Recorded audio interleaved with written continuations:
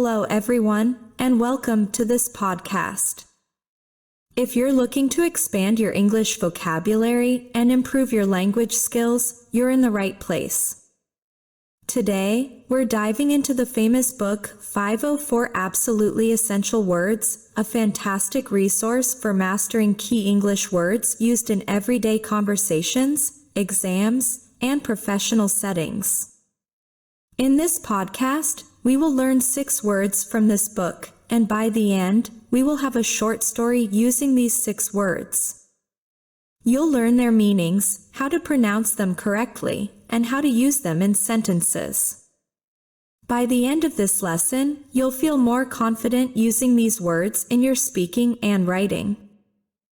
The Lesson 11. The first word is approach. It means come near or nearer to. The first example. The lawyers in the trial were often asked to approach the bench. The second example. Her beau kissed Sylvia when he approached her. The third example. Ben approached the burden of getting a job with a new spirit. The fourth example. Their approach to teaching emphasizes hands-on learning rather than rote memorization. The fifth example. With the approach of winter, the days are getting shorter and colder. The second word is detect. It means find out, discover. The first example. Sam Spade detected that the important papers had vanished. The second example. From her voice it was easy to detect that Ellen was frightened. The third example. We detected from the messy room that a large group of people had assembled there. The fourth example. The scientist used advanced equipment to detect traces of water on the planet's surface. The fifth example. The antivirus software is designed to detect and remove malware from the system. The third word is defect. It means fault, that which is wrong. The first example. My Chevrolet was sent back to the factory because of steering defect. The second example. His theory of the formation of our world was filled with defects. The third example. The villain was caught because his plan had many defects. The fourth example. Several members of the team chose to defect and join the rival organization. The fifth example. The factory recalled the product due to a defect in its design. The fourth word is employee. It means a person who works for pay. The first example. The employees went on strike for higher wages. The second example. My boss had to fire many employees when meat became scarce. The third example. Joey wanted to go into business for himself and stop being an employee.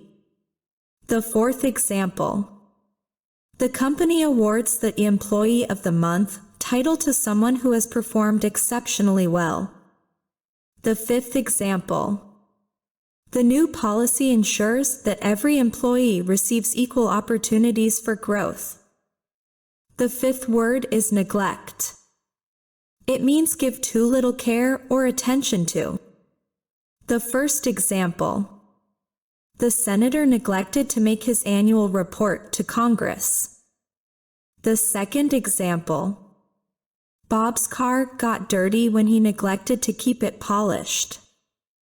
The third example. It is essential that you do not neglect your homework. The fourth example. He was accused of neglecting his responsibilities at work. The fifth example. The abandoned house was in a state of neglect. The sixth word is deceive. It means make someone believe as true something that is false, mislead. The first example. Atlas was deceived about the burden he had to carry. The second example. Virginia cried when she learned that her best friend had deceived her. The third example. The villain deceived Chief White Cloud by pretending to be his friend. The fourth example. The advertisement was criticized for attempting to deceive customers about the product's quality. The fifth example. She felt deeply hurt when she realized he had been trying to deceive her. Now we have a short story from the words we have learned. At the heart of a bustling city stood a tech startup known for its innovative creations. Among its employees was Mia, a young developer who was known for her methodical approach to solving complex problems. One day, Mia was assigned to work on a top priority project, an advanced security system for safeguarding data. As she delved into the task, she detected a subtle yet critical defect in the program's code, a flaw that could allow anyone to manipulate the system. She reported the issue to her manager, Ian, an ambitious leader with a reputation for chasing success at any cost. However, Ian brushed off Mia's concerns, dismissing it as a minor glitch. Neglecting the defect, he prioritized presenting the system to investors to secure funding. As the team prepared for the presentation, Mia grew uneasy. She couldn't shake the feeling that Ian's decision to overlook the flaw was an act of self-deception, convincing himself that appearances mattered more than functionality. Knowing that she couldn't let the flaw remain unaddressed, Mia worked tirelessly overnight to resolve it on her own. The day of the presentation arrived, and investors were dazzled by the system's potential.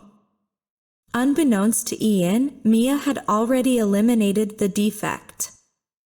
When the investors conducted their tests, the system performed flawlessly. Ian, basking in the glory of success, approached Mia later that day, offering her thanks and praise for her hard work. But Mia, quietly smiling, knew she hadn't done it for recognition. She'd done it because she believed in the integrity of her work, a principle she would never neglect.